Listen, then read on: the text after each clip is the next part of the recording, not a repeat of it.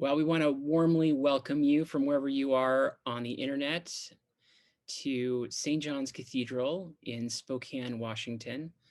We are almost at our centennial in just a few years as a cathedral, and it is really an honor for us tonight to welcome the writer Sophfronia Scott, and also delighted to have Linda Hunt, an author herself, hosting this conversation with Sophfronia. So with that, I'm gonna welcome Linda to take over. On behalf, as Arlen has said, we welcome you to the Cathedral of St. John.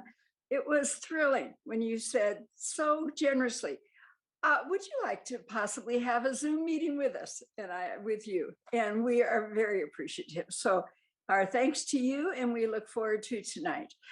We want to first, I just want to mention to the whole group, the award that Arlen and I were just talking about that you have won, that unofficially is called the Father Louis Award, because that's what Thomas Merton was called when he was in the monastery, is the International Thomas Merton Society Award. This is really major. And here, I love what they say, what they look for writing provocative insights and new direction through its engagement.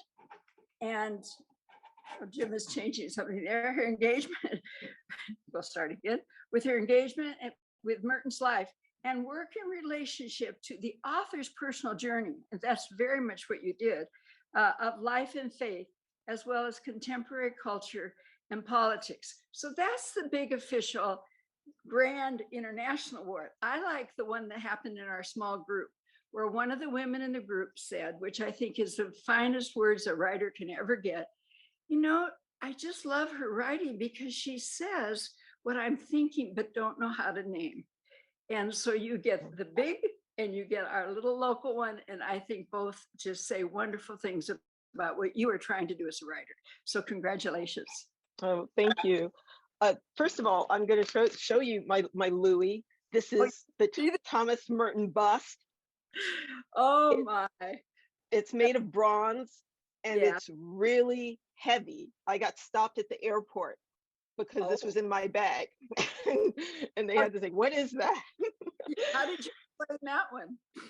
Well, I took it out. I had to show it to them.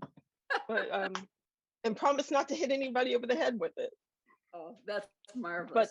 But I have to say, Linda, that that what the person said to you is the reason I write about faith, because someone made me realize a long time ago that I can do exactly that I somehow write about faith in a way that puts words to things that have been wordless for other people. And so that I feel like that's my work, that's my gift, and that's what I do.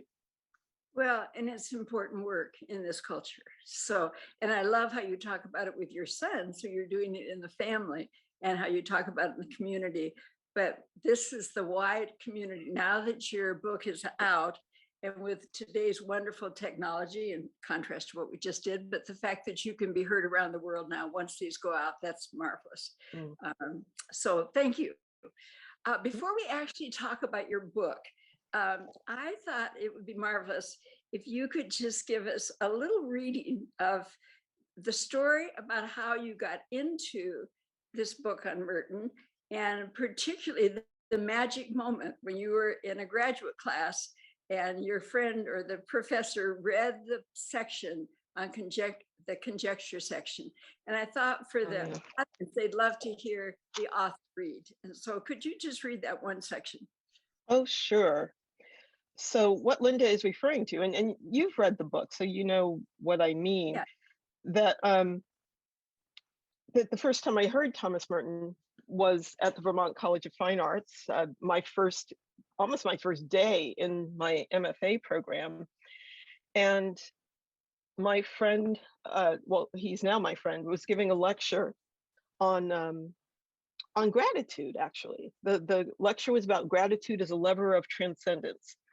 And he quoted this extended passage from Merton's Conjectures of a Guilty Bystander. And the section is called The Night Spirit and the Dawn Air. And it begins with how the valley awakes.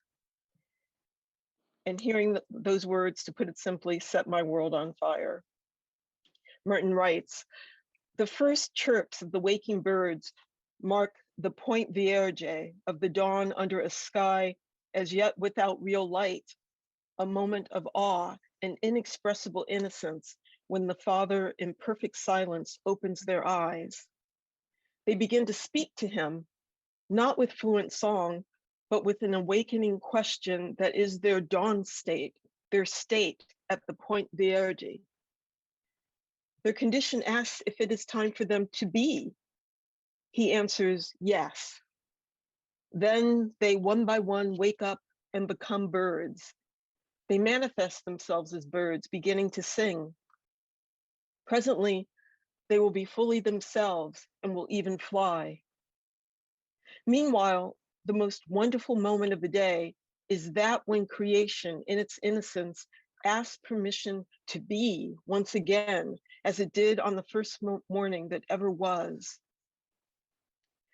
Suddenly, I wanted to be outside at the crack of dawn, eager to sense the voice of the creator spirit giving the waking birds this vital message, their cue. It is time for you to be. I too wanted God to tell me it was time for me to be. Merton goes on to say, here is an unspeakable secret. Paradise is all around us, and we do not understand. I felt something open up in my whole being. It felt immense and small at the same time because it felt like one word. Yes. Yes, I thought. That's exactly it. Thank you. What was going on in your life? This changed your life in terms of how much time for research and writing came around Merton in the next 10 years. What was it that was going on in your life at that moment that made this resonate so much with you? Do you remember? Goodness. I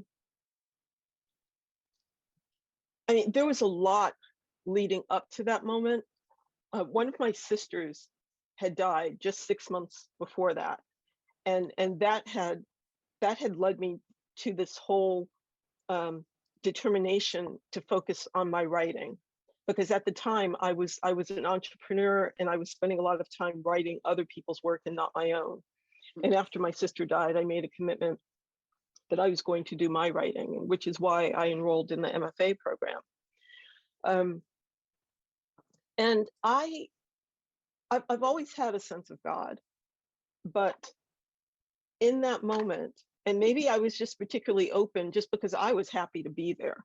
I knew how hard it was for me to get to that class, to get into this program, and I was there and I was thrilled, and I was kind of broken open because my mother had been with me only like 10 days before, and my sister had been her caregiver. So my siblings and I were taking turns taking care of my mother, and she had been with me just days before, and it was exhausting.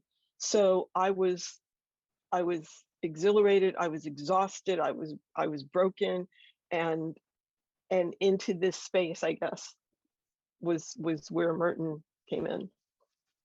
That's a marvelous story, because I'd actually wondered, I think there's a thing that I would call holy restlessness, where people feel a sense of change that's happening inside. And I noticed, I'm not sure if everyone knows there, but you wrote for Time Magazine and People Magazine, as you said, doing other people's work, and you were an award-winning writer with that. And yet then you made this shift so that you became a novelist and an essayist, and you've written nonfiction books. And I wondered what had happened with what caused that shift. So you must have been thinking about that even before your sister died. Oh, yes. Looking for a particular path in my life, yeah. And I wasn't sure what it was going to be yet. And I was reading, when I was at People Magazine and was working on my first novel, I was also reading Rilke's, Rainer Maria Rilke's Letters to a Young Poet. Right. Yeah. And it's interesting that you put it that way, Linda, because about change, about sensing change coming. Because the thing I took away from his book was that when things happen in our lives, they don't just come from outside of us, these things that come and happen to us. He said that it usually starts from within, that something is shifted within us. And if we are quiet and if we pay attention to the things that are going on within us, that we will recognize when things come to us and when things happen, and we will recognize that that we can own it in a certain way because it has come from within and not just from without. And So trust, yeah, and trust it. trusting the questions. Yeah. Yeah. Well, I figured that was a big shift. I didn't know what had caused it all, but that was a major one. And it takes courage to do this. Okay, let's shift to the book now, which did emerge. And for most writers, there are times when it's pretty difficult, that you get discouraged. How many years did this take from inception to when it actually came forth? Was that several years? This book? No, actually. Let's see. The idea I got at the Festival of Faith and Writing, so that was 2018. But the bulk of this book was written during the pandemic. So between January and May of 2020, so about 5 months. Because I went to Gethsemane that December, so December 2019, right? And everything closed down in March. Okay. Well, your timing was just right, wasn't it? Yeah. And I think I might have put this in the book. I almost didn't go. I almost did not go. I thought, well, I can go in the spring, because I mentioned my mother had just died, and I've been traveling a lot already. And I thought, maybe I should just cancel this trip. And I'm so glad I didn't, because I would not have been able to be back there for 2 years. But yeah. Well, you do talk about grace notes that come in life and your awareness of grace. One of the things I was intrigued with is, even from childhood, you seem to have a strong inner sense of the goodness of God. And I wondered how that has evolved, and then how did your relationship with Merton, how did that continue, and what questions came in the middle of that? But you do talk about grace times, and I figured usually most writers too get some encouragement in the process. So were there times where you received some encouragement about the book that kept you going? I think working with my editor was hugely important, right? Because I felt that so much of this is inner, right? That this is my inner monologue. So how do I make sure that others can be part of this conversation, that it's not too insular? So she did that, number one. She made sure that the book never got too insular.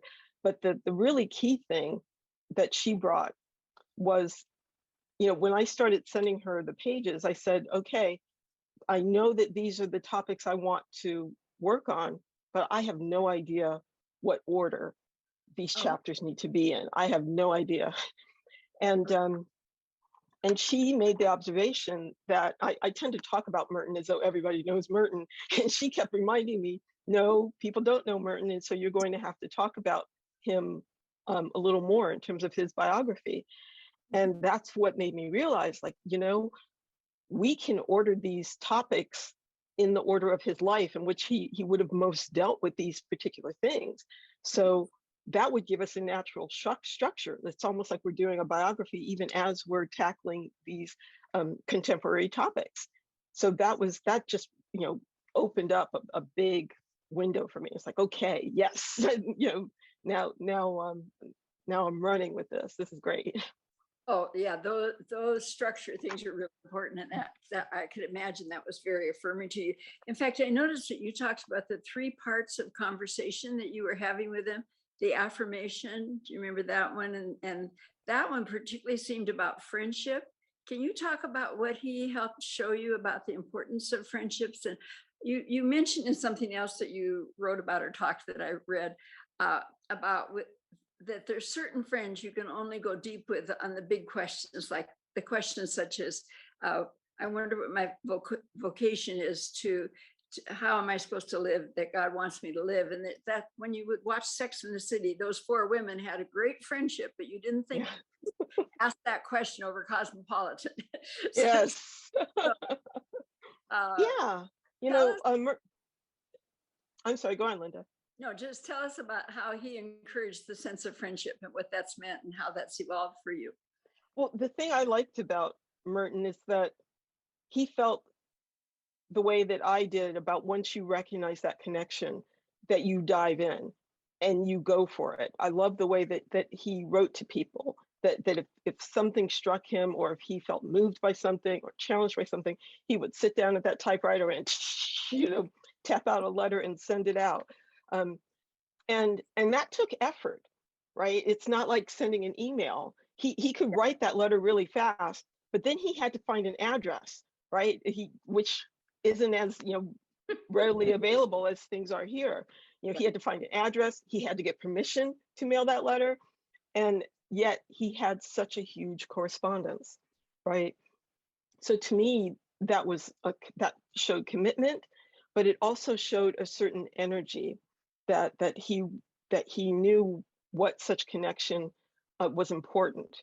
I loved reading about what he wrote about Boris Pasternak, the author, the Russian author, and how Pasternak recognized that in him, right? So it's things like that where I feel like, oh, this is just my thing. I can be a little giddy about friendships. I can be a little into that energy and figure that, well, maybe I guess that's just me. But no, Merton knew that too, right? And I revel in that. I revel in that because I feel like sometimes we're hesitant to love boldly and broadly in that way, and to go where the energy is, which is what I learned from Sister Helen Prejean, right? And that these are the things that truly light up our lives and affirm God, right? Because that is Holy Spirit when we connect in that way. Yeah. But I actually read a good part of the book that you wrote about your child and raising a child in faith. The official title is Child of Faith, isn't it? And then the subtitle, this child of faith. This child of faith, and then a spiritual child in a secular world. Yes. And people, I think, saw that in the book too, that he lived through the Sandy Hook situation. And what I noticed when you wrote about friendship, that as you were looking at the Episcopal Church and become a part of that friendship for your son to have those friends seemed something the church could offer. Could you speak to that a little bit about how he's experienced that and you've experienced as a family? Well, it's not easy for kids to have other kids to talk to about spirituality, right? So I thought that would be an important part of the church experience once we decided to start going to church, and I discovered the Episcopal Church and understood that denomination. It felt like that would be right for us. But what's interesting about my son Tane, we started going there when he was about 6 years old, and what was interesting was how he would model certain things, and at that age, kids wanted to do what he was doing, right? So at his school, he would talk about doing something for Lent, that he had given up something for Lent. I think it was watching one of his favorite cartoons at the time. And I thought that I was going to get a letter from the teacher saying this child is talking about religion, don't let him do that. But instead, he had friends who wanted to do that too. Like, they didn't understand what he was doing, but they wanted to do that too. And so I thought that was a pretty cool thing, right? That I was concerned about him having people to talk to about it, but really, it's as long as he is doing his thing, he will attract the people who are interested in what makes him glow, so to speak. Well, and he sounds like a really special boy from what you're saying about in the stories about this now almost young man. How old is he now? Yes, he's 17, almost 18. Yeah, and over 6 feet tall, right? You said. Yes. Yes, some of the writings that you did on race, many people in our group have been interested in that question. And I saw where you wrote that, I want to be sure I read it right so that So it's how you said, I don't want to be a rigid flame of indignation, weighed down by anger, hopelessness, and resentment. I want to find a way to resist racism that is authentic to myself. And I wondered how, because you mentioned that active protest with screaming and yelling, you simply don't yell and scream at people in regular life, and you wanted other ways to express, to work on the whole racism issues. And I wondered how, in what ways that Thomas Merton was helpful in that, there's some talk, as you write about that, for a African-American woman in the 21st century talking to a 20th century white Catholic monk, but you still went to him for some guidance. You said, where was he helpful? Well, first of all, I would love for you all to listen to you mentioned that I got this award at Bellarmine. I was at Bellarmine to deliver the Black History Month lecture in February, and my talk was an extension of that chapter, basically talking about the concept of unity, right? And Thomas Merton's vision that we are all connected. He helped me connect with empathy, right? Which is already a way that I've been thinking, but he helped me to see it in action in the way that he mentored another priest, a Black priest, who was having trouble with his bishop. Mm-hmm. And he was speaking in terms of compassion, right? Coming at it from understanding how this bishop has been schooled, unfortunately, to think this way, to think lesser of Black people, and that the Catholic Church isn't owning up to that situation. But Merton recognized that this Black priest was not going to change this bishop's mind, and could only end up harming himself in terms of going to a very dark place of frustration by constantly hitting his head against that wall. Mm-hmm. So instead, Merton is encouraging him to work for a subtler change, to work for this person's redemption, right? For a change in this person. And I was thinking that, yeah, that's how I think. That's what I'm trying to get on board with here, right? Also, I liked Merton's conversations on nonviolence, and not only nonviolence in the protest arena, but nonviolence within oneself, in how we think about others, right? And basically what you were just quoting about how I don't want to be a righteous flame of indignation. He made me realize that that's really my expression of nonviolence, right? So I don't want to come at a situation with anger, especially since I have a strong sense of unity. And I talked about this in my talk, that we won't get anywhere if we're not looking at all aspects of this conversation. Mm-hmm. So, for example, the young man who was acquitted in Wisconsin of killing those people at that protest, right? And so there's all sorts of stuff on the internet, ridiculing the fact that he was crying at the trial and of the acquittal. But I'm thinking, this boy may have been acquitted in a court of law, but he is still broken. His soul has been ripped because he has taken life. So we need to have compassion for that, number one.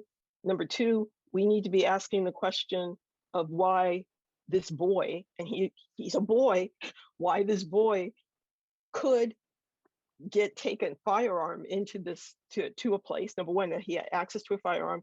Number three, that he felt that he needed to carry a firearm. What was it? What's in his makeup? What has he been taught that he felt that he needed to go into this situation armed, right? We don't ask those questions. And when we don't get at the heart of why, of what's going on there, right? Of the thinking that we are not treating each other at the same level, right? Which is what's happening with racism. I'm of the mindset, like, I quote Toni Morrison in my talk. I also quote um, Josephine Baker, who both believed that racism is a social construct, right? Racism is a social construct. There's only the human race, and we are all more similar than we are separate. And yet there is this system that treats people at different levels, and it's just not right. And whether we realize it or not, that thinking is ingrained in people, and we have to, and if we don't recognize it, right? And Merton writes about this in Seeds of Destruction. He's saying that people don't realize how uncomfortable they're going to have to get before things change. And what he means is that there is no recognition that even the most well-meaning people still think that people of color aren't at the same level, right? So even though, people may be saying they're trying to be nice and wow, isn't that great that you did this, that there is this sound and insinuation. It's like, wow, isn't that great for you in your position as a person of color that you were able to do this, right? That don't even realize that that's happening there. So he saw that. He said it's great that they passed the civil rights bill, but it's not going to do anything because people don't understand how much they still need to change. Do you have a copy of that speech that you gave that you could send to us and we can distribute it among people? I'd have to go find it, but or is it? I think they can go listen to it. The recording is up on the Merton site. Yeah, no, I mean, the recording would be fine. So can you just say where we find the recording? Yeah, send the link to it, yeah. And by the way, before I forget, Sophfronia has a website called, with her name, sophfronia.com, and on there you can sign up if you'd like for her episodic newsletters, and that's a way to stay in touch with what she's thinking, which I think the group would appreciate, and I always forget and wanted to put that in there while we remembered. We have some questions specifically from some people that are in the group that I'd like to just share with you.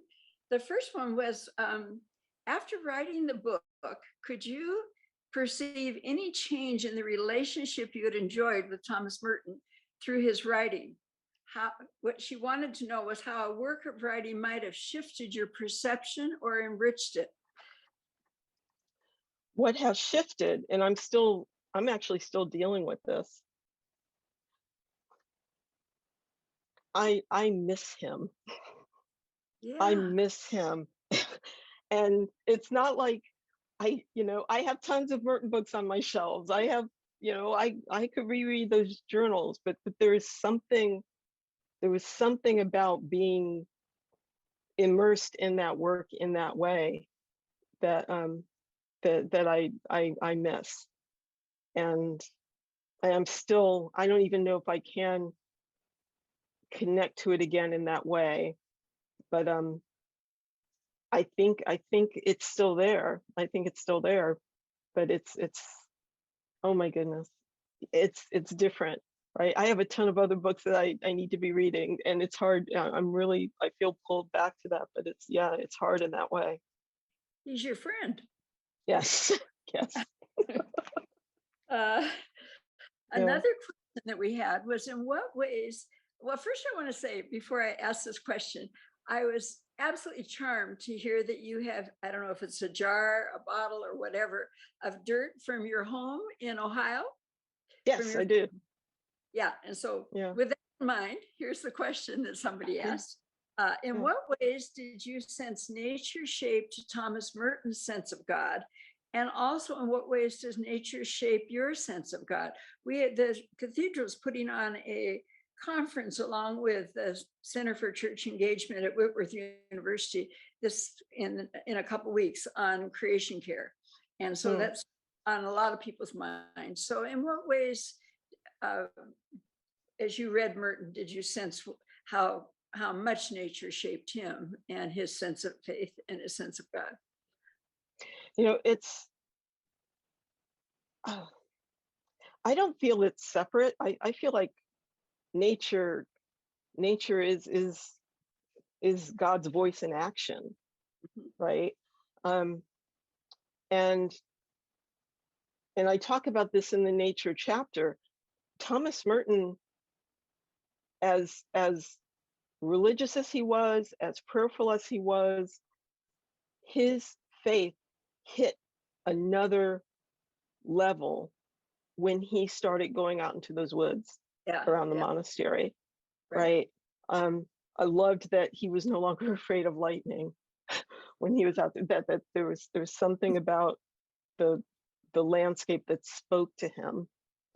And it's, you know, it's a strange thing to say to me, to say, how has nature shaped your you know, sense of God, when really it's not nature as a separate thing shaping this. This is what it is, right? This is, you know, God's gift and expression, and this is a matter of listening, of going out there and listening to what God is already saying to us. So so yeah, that's what I think that's about. And I also think silence is a tremendous part of that. And there is, I have a YouTube channel. So usually I do these videos where I'm out walking and I'm talking about something I try to do them every week.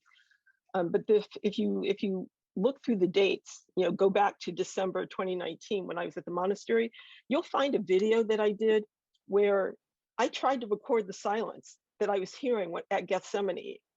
It was stunning to me. It was stunning, that quiet. And to me, you know, we talk about preserving nature and wetlands and everything. We have to preserve spaces for silence, right? That is the thing that we lose when things get overbuilt and trees taken down and such. We lose the silence, and I think that would be such a tremendous loss. But I feel like that's where God is speaking, in those spaces. Okay. If Merton were alive today, what do you think he might ask you? What he might ask me. Got to be a two-way conversation. He would ask me, I'm not too annoying, am I? He would ask, do you think people really like me? He was vain in certain ways that I really liked, actually. You know, and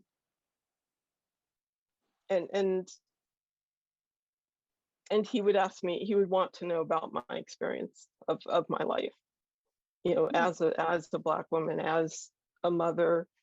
You know, I could see us standing by that pond out in the woods out there near the Hermitage, and just standing there, just talking about living, right?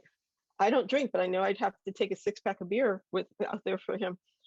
Henry Nouwen mentioned that he went out to visit Merton for the first time, and Merton's like, well, all right, we'll bring a 6-pack and we'll we'll sit and have a chat. But yeah, I could see, and I think he loved talking to women, Merton. So I just think we would have had a ball just hanging out.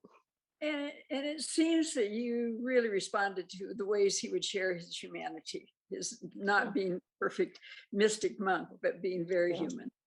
Yeah, exactly. You know, I have a question that came just 5 minutes before you were going to be on that I didn't have a chance to decipher through. So I'm just going to read it to you, and you can see if you can understand exactly what he's asking. Here's a question. It says chapter 10 starts with the italicized intro, selflessness is my true self. I've heard that in a lot of Christian circles. And the last segment of the chapter is on forgiving the self, including reference to the admonition to love others as we love ourselves. So how can the first sentence be true if it is ourselves that we must first love? Can it be that only our selflessness of self is to be loved? Doesn't that conflict with Merton's self-fulfillment as a writer, not our selflessness? I don't fully understand this. Can you get it? No.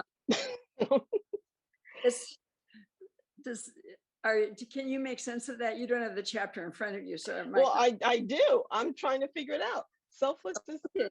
I'm trying to figure out what the person is asking in connection with the chapter, because we are to love our neighbors as ourselves, right? He's saying love is my true character, right? Selflessness is my true self, right? But if you're selfless, that does not mean that you don't love yourself. Yeah. Right. When we're going to open this in just a minute to questions for anybody in the group, and the author of this could maybe elaborate a little bit more. He had another question here, in that I think is easier here. It says Merton apparently fell in love, as we know. It reads like Eros, not agape. Merton talks about sacrifice as a fundamental of love, but what did he sacrifice? He chose the hermitage. And I know you said it was somewhat sad that no one actually came and counseled him in the possibility of marriage, that it just got cut off very quickly, it sounds. Right, or the concept of anam cara, right? Yeah, right.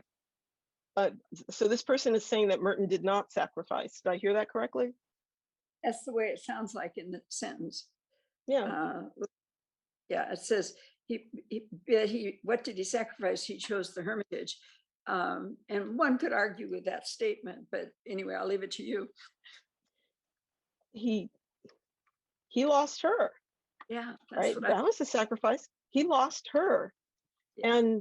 And that's why I lament that even if he could have a little of her, because I think it's that energy of just being able to talk to her, right? I think he would have been okay with that. But he lost all of it. And that was so sad. Right? That was sad. Yeah. That was sad. Yeah, it seemed very sad. I mean, it felt like he came to life in a different way. And we actually have several couples that are friends that were either monks or nuns at one time, and they did manage to have marriage. And so you see another way of living very fruitfully too. I'd like to open it now to the group. And so Arlen's the master technician here. Arlen, could you be the master technician and open it? And for the group, just anything she has said you'd like to pick up on, or more questions that came to your mind as we talked. Let's see what's there for you. And Arlen, thank you. I just noticed in the chat, Arlen has been posting the links to all of these things we've been talking about. So yeah, thank you.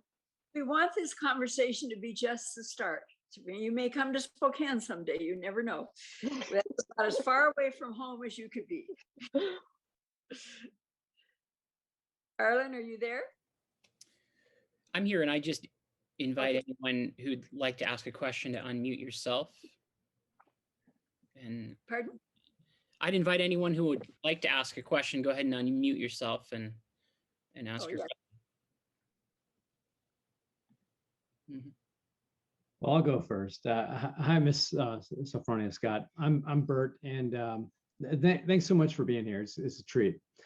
So, like you, I was not a child as an Episcopalian. I kind of became Episcopalian in my older years. So, in reading your book, it seems to me that there's a degree of engagement with the world that there's a degree of engagement engagement with the world. You reference Sex and the City, Harry Potter, things like this. All those are great. These are things I enjoy as well. But in your study and familiarity with Merton, do you find that the way you engage the world is altered in some way, especially now that you're an Episcopalian as well? What in your study of Merton has kind of informed and altered your way of engaging the world as a Christian? And hopefully that makes sense.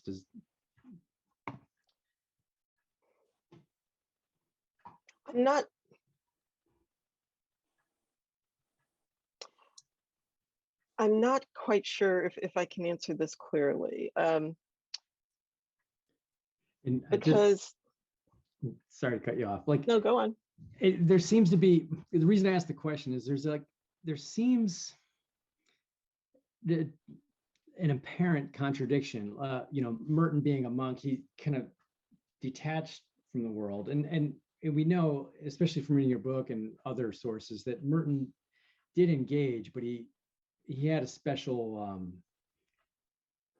access point with the world that not all of us have. But those of us who aren't monks and such, like me personally, I struggle with how to enjoy what's in the world, but also understand that as a Christian, there's problems with the world, and you even reference one of them, like the problem with racism. So hopefully that, understanding why I asked the question helps you. Maybe. Yeah. Okay. So first of all, you have to understand that he wasn't as separate from the world as one would think, right? So he was probably the one monk in the world from that Trappist monastery who could go off and be in a jazz club, right, in Louisville, and who read extensively, not just works of study, but complaining about the ads in the New Yorker, right? So so he was that way, but also his epiphany at Fourth and Walnut led him to realize that he was not as disconnected from the world as he thought, and for him to understand the unity that is all of us, which led him to be more engaged in the world, to be able to think and read and talk about these things like racism, nuclear war, right, nonviolence. And you see, I mean, there's a specific split in his writing focus that, there are people who prefer the earlier Merton because he wrote more about spirituality in his earlier years. And then going into like the late 50s, early 1960s, when he began to write more about social engagement, right? There are people who don't particularly like Merton writing about those things. They prefer the spiritual stuff, but he did engage in the world in a certain way, right? And Bert, this is the thing, when I look at the things that go on in the world, my instinct is to withdraw, right? It's like, oh my gosh, close the door and just forget about this craziness, which would be very easy to do. Like, we don't have to be engaged with the world, and the world has built it, and we've learned this in the pandemic, that we can be closed off in a certain way. But Merton taught me that there is a way to engage in the world in the way that both suits my voice, but also can make a difference, right? That someone once told me that I wasn't personally, me, Sophfronia, was not meant to be, as much as I thought I could be like quiet and in a corner, that was not the way I was supposed to be. And yet I didn't know, these other ways to be. So that's what I got from Merton in that respect. Thank you. Other questions? Yeah, I just got to tell you that I have thoroughly enjoyed the book and our group. we have some outstanding people and they've had some great perspectives, but mostly you humanized Merton to the point where I can take him without being an iconic leader or something to that effect, that he was a human being having a human experience. He was a spiritual man and he was a human. And to say, I'm not going to argue with Bert, but I'm going to just say a different way, is that he was totally in communication with people outside of that hermitage because he had a relationship with you. And you talked about it in the book and how he had an effect on you.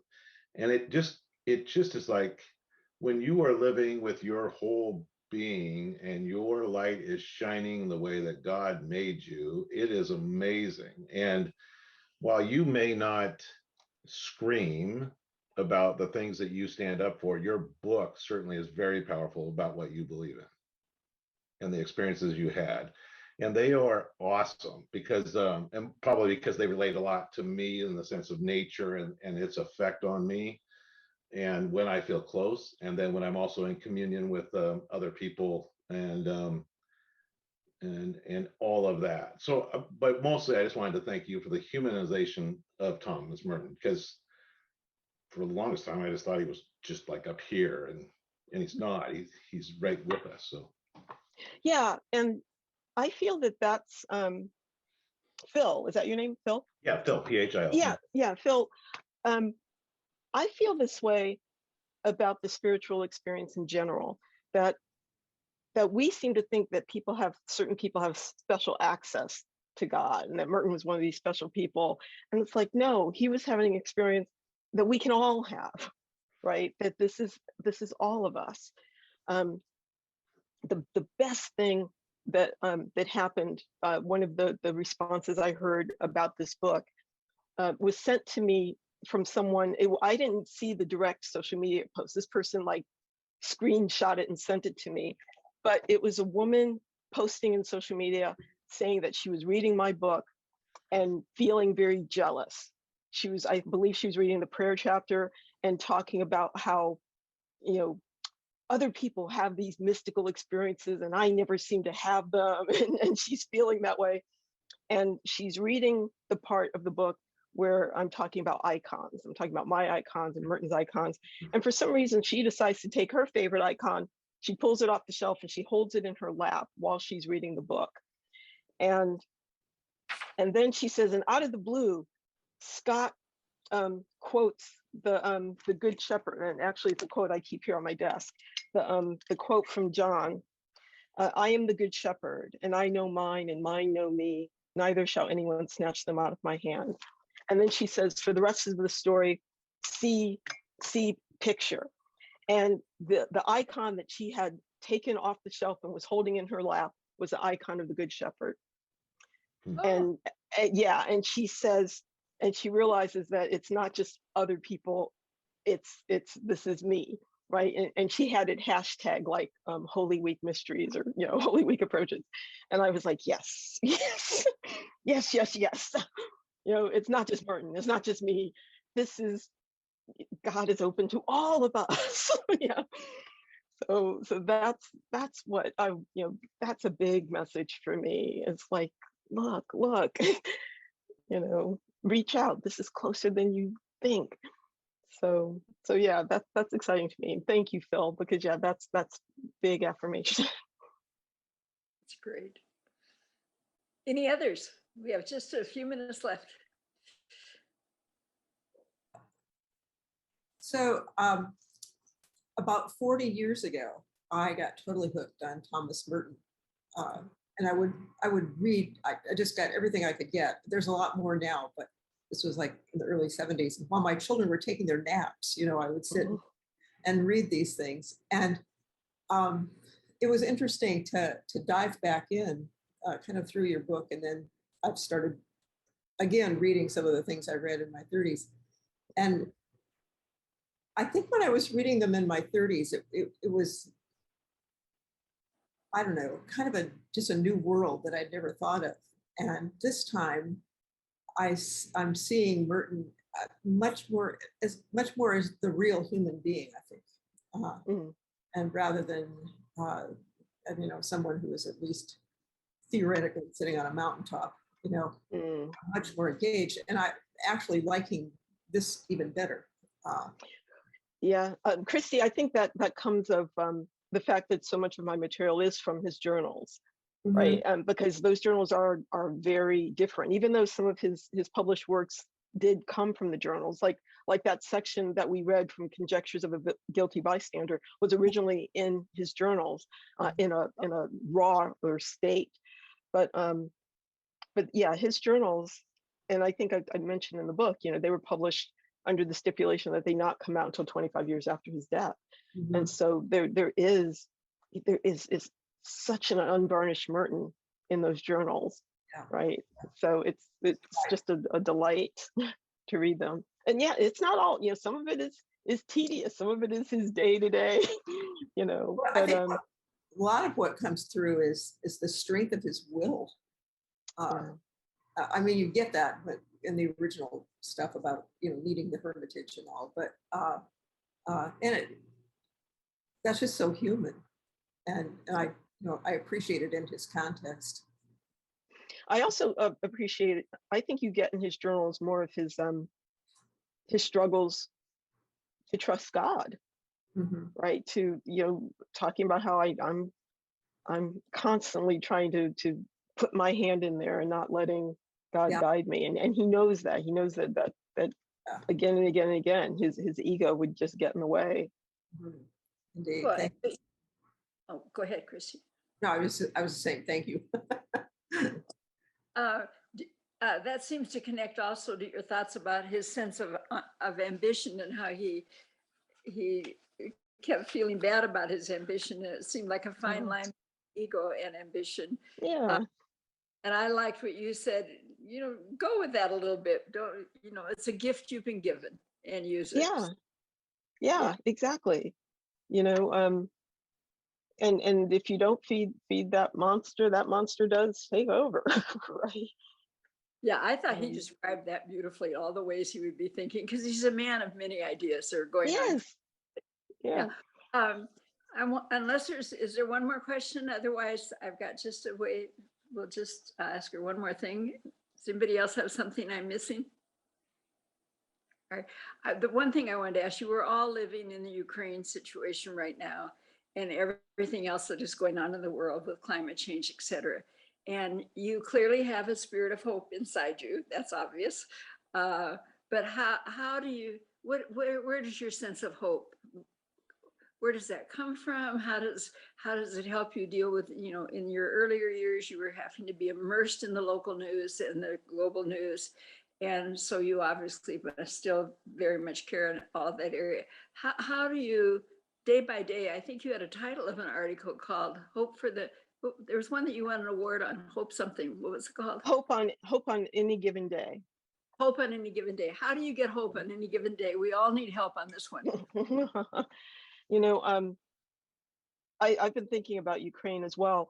And I'm going to connect this to a visit. I recently went to New Orleans for the first time.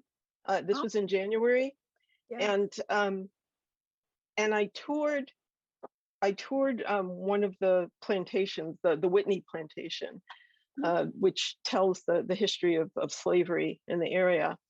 And two things that I came away with that really surprised me. Number one, that more slaves ran away than I think is understood in our general sense of history. Lots of slaves ran away, number one. Number two, that there were more acts of resistance.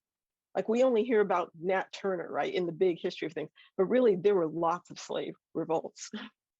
And I found that really hopeful somehow, that an enslaved people was not content to stay enslaved, right? That there were people who said, this is not right, I refuse to live this way, and ran away. So there's that. And I'm also fascinated by the history of celebration in New Orleans, despite the darkness of what has gone on there. So I'm fascinated to study parade and Mardi Gras and the fabulous costumes. Now, the whole thing about resistance is something that I'm constantly keeping an eye on and fascinated by. The Russians who are protesting this war at great risk to themselves, and the Ukrainian people standing up and saying and fighting.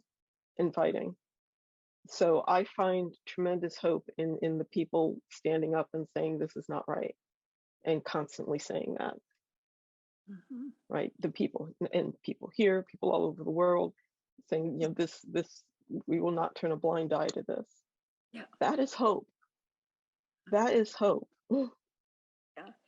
And that's really true. As you look both at the horror that's happening and the strength that people are showing, the cliche of Mr. Rogers, look for the helpers, really fits here, because what people are doing all around the world, actually on this one, has been encouraging. Well, you have been very generous. It's 3 hours later, your time.